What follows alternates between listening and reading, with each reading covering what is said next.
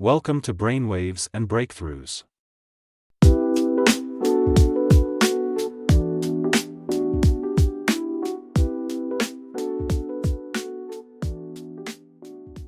Okay, so are you ready to dive into some seriously mind-bending stuff today?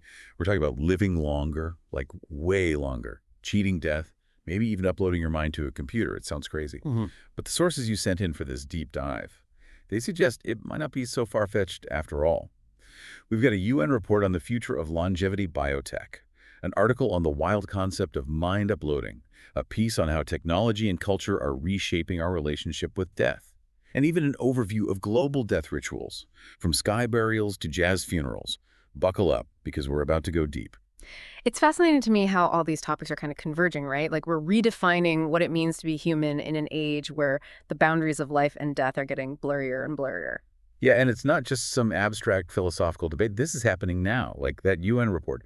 It paints a picture of a future where people are living longer, but it's not all sunshine and roses, right? Right, exactly. The report makes this crucial distinction between lifespan and health span. We're living longer, yes, but we're not necessarily healthier. We're facing a future where people might spend decades in declining health, which is a huge challenge both for individuals and for society as a whole. So that's where longevity biotech comes in. It's not just about adding years to life, but adding life to years. This is about targeting the aging process itself, not just treating individual diseases. Yeah, it's a total paradigm shift in how we think about healthcare. Imagine a world where aging is treated as a preventable condition. There are companies like BioAge that are already working on this. They're targeting specific aspects of aging like muscle loss, cognitive decline, and a weakened immune system. So it's not just about living longer, it's about extending the healthy, vibrant part of life. Okay, now that is seriously mind-blowing. Yeah. But what would a world with super agers even look like? I mean, would we all be working till we're 100? Would retirement even be a thing? That's one of the things that the UN report explores. What are the societal and economic implications of widespread longevity? Imagine a workforce that's constantly evolving, people working longer, learning new skills throughout their lives, maybe even having multiple careers. It challenges all our traditional notions of work, retirement, family structures. It's almost like we're on the verge of this whole new chapter in human history, and it's kind of daunting. But let's bring it back to you. I mean, you, listening. If you could live to be 150 and still be in great shape, what would you do differently with your life? Would you take more risks? Travel the world? Finally write that novel you've always dreamed of? That's the real question, isn't it? Longevity biotech makes us rethink how we perceive time, purpose, the meaning of life itself. But before we get too existential here, let's jump into the deep end with something even wilder: mind uploading. Okay, now we're talking. You sent in this academic article that dives headfirst into this idea of transferring consciousness to a computer. It sounds like pure science fiction, Yeah. but there are some serious thinkers out there taking this seriously. Right. The article explores the idea of achieving a kind of digital immortality by creating a perfect copy of your mind on a computer. But it also grapples with some pretty mind-bending philosophical questions, like, could a digital copy of your mind truly be you? Would it have the same consciousness, the same experiences, the same sense of self? I mean, it's like photocopying a painting. You get a copy that looks identical, but it's not the original. That's a great analogy. The article actually brings up the ship of Theseus paradox. If you gradually replace every part of a ship, is it still the same ship? Now apply that to the human body, which is constantly renewing its cells. Where does your sense of self actually reside? Is it purely in your thoughts and memories, or is there something more to it, something that can't be replicated digitally? Well, this is making my head spin.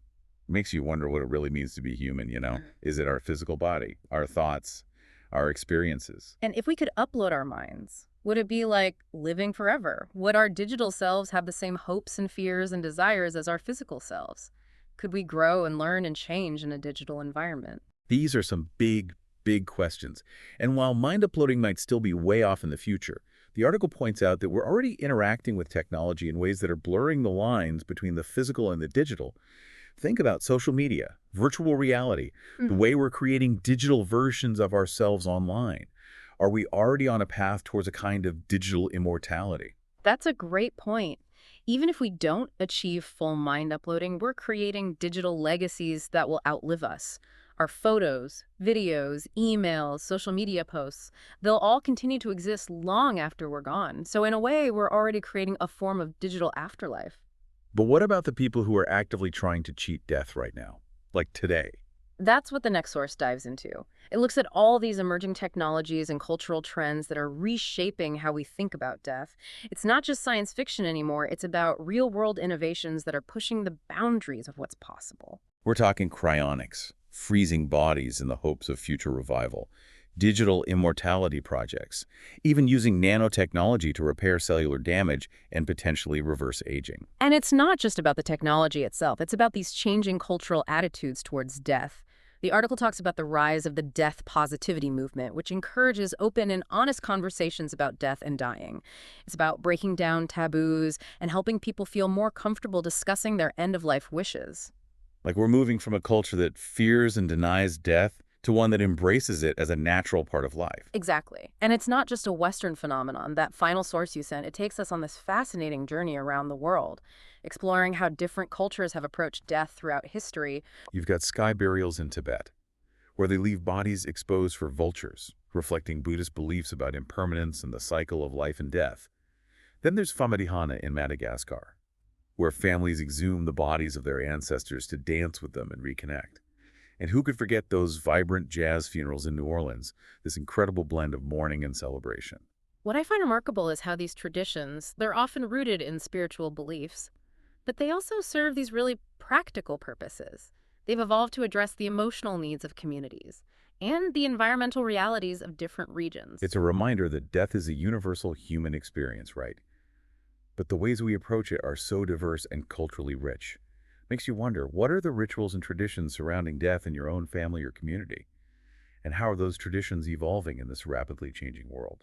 Yeah, it's amazing, isn't it, how even in the face of death, human cultures have found ways to celebrate life and find meaning.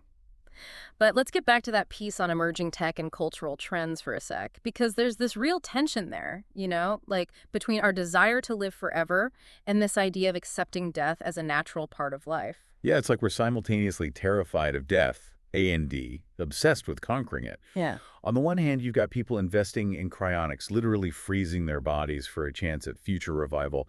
And then on the other hand, you have this whole death positivity movement, encouraging us to be more open about death, plan for it, maybe even find peace with it. And what's interesting is how both of those seemingly opposite approaches are ultimately about control. Cryonics is about trying to control when and how we die, and the death positivity movement is about controlling how we live in the face of our inevitable end. So it's not really about denying death. It's about choosing how we relate to it. Okay, yeah, I can see that. But where does that leave all this cutting-edge technology? Like, if we could actually achieve some form of immortality, would that change how we live? I mean, really change it. Think about it. If you knew you could live for hundreds of years, would you still be in the same career? Would you prioritize the same relationships? Would you even be motivated to accomplish the same things? Whoa, that is deep. I mean, we would become complacent or maybe even reckless, knowing we had unlimited time to recover from mistakes. It's tough to say for sure, but it's fascinating to think about. Some people argue that extended lifespans would lead to greater wisdom, more creativity, a more long-term perspective on global challenges. But then others worry about things like overpopulation, resource depletion, and a widening gap between the haves and have-nots if these life-extending technologies aren't available to everyone. Yeah, it's like opening Pandora's box, right? You can't put the genie back in the bottle once it's out. But let's not forget, we were also diving deep into the concept of mind uploading. That academic article, it really got me thinking about what makes us, well, us. If we could copy our minds onto a computer, would that copy really be us? Or just a really sophisticated imitation? It all hinges on how we define consciousness and personal identity, right? The article explores all these different philosophical perspectives. Some believe that consciousness is purely a product of our physical brains, while others argue that there's something more, something intangible that can't be replicated. Like a soul. Some people might call it that. But even if consciousness is purely a product of our brains, there's still the question of whether a digital copy could capture the full complexity of our experiences, our emotions, our relationships. Yeah, like imagine meeting your digital twin. Would it feel like looking in a mirror? Or would it feel like meeting a stranger who just happens to have all your memories and mannerisms? That's what's so mind-bending about this whole topic. It forces us to confront some really fundamental questions about what it means to be human. Are we simply a collection of data points that can be uploaded and downloaded? Or is there something more, something unique and irreplaceable about each individual consciousness? My brain is hurting in the best way possible right now. But while mind uploading is still theoretical, the article pointed out that we're already creating digital versions of ourselves online. Think about your social media profiles, your online shopping habits, your search history. All that data paints a pretty detailed picture of who you are, even without a full mind upload. Exactly. And those digital footprints, they're going to last long after we're gone. It's a form of digital immortality, even if it's not the kind we usually imagine. Which brings us back to that tension between wanting to live forever and accepting our mortality. Are we already blurring those lines by extending our presence into the digital realm? And what about the emotional and spiritual aspects of death? I mean, we explored all those amazing global death rituals, but how do those fit into a world where technology is changing our relationship with mortality? Are we losing something valuable by moving away from those traditions? It's a valid concern. I mean, those rituals, they provide a framework for grieving, for remembering, for finding meaning in the face of loss.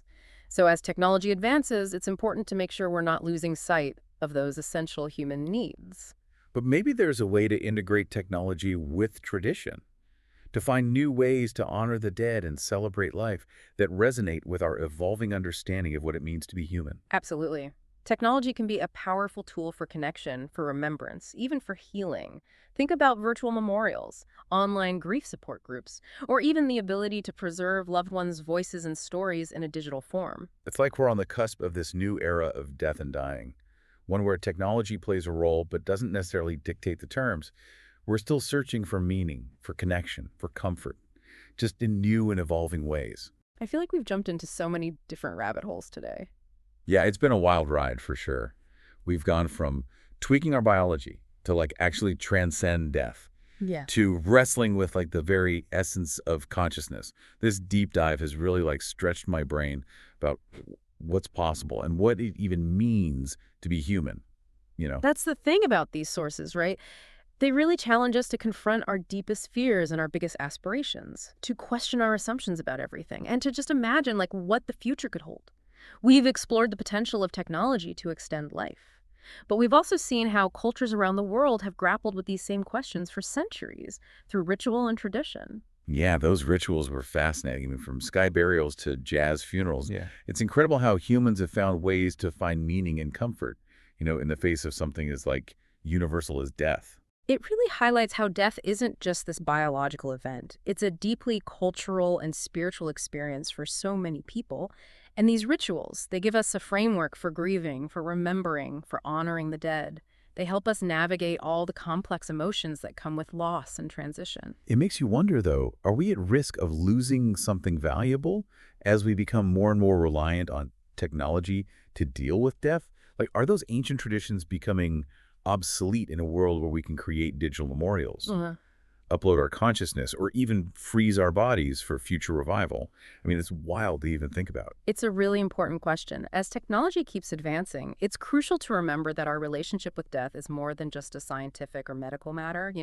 It's a deeply human experience that deserves to be approached with sensitivity and respect and a recognition of the profound mysteries that surround it. So how do we strike that balance? How do we embrace these incredible technological advancements without losing sight of those like essential human needs that those traditions have addressed for so long? Maybe it's not about choosing one over the other, but finding ways to integrate technology and tradition. Like, imagine using virtual reality to recreate meaningful spaces or rituals that connect us to our loved ones who have passed away. Or think about the potential of artificial intelligence to preserve and share the stories and wisdom of previous generations. That's powerful stuff. Yeah, it's like we're at this crossroads where the ancient and the futuristic are kind of colliding. And it's up to us to decide how to navigate this uncharted territory, to shape a future where technology serves humanity, not the other way around. We started this deep dive asking how do we live longer, cheat death, maybe even upload our minds to a computer. And we explored all those possibilities. But I think we uncovered something even more profound, a deeper understanding of what it means to live a meaningful life in the face of our own mortality. Yeah, I think that's what really stood out to me too. This isn't just about living longer, it's about living better. It's about making the most of the time we have, connecting with others, finding purpose, and leaving a positive impact on the world. That's what it all boils down to, right? It's not just about how long we live, but how we choose to live. It's about embracing the present moment, cherishing our relationships, and leaving a world a little brighter than we found it. That's a perfect note to end on. This deep dive has really given me a lot to think about. The potential of technology, the wisdom of ancient traditions, and the importance of living a life that matters. So what resonated most with you? What questions are you left with? This is a conversation worth continuing, so keep exploring, keep questioning, and keep diving deep. Thanks for joining us.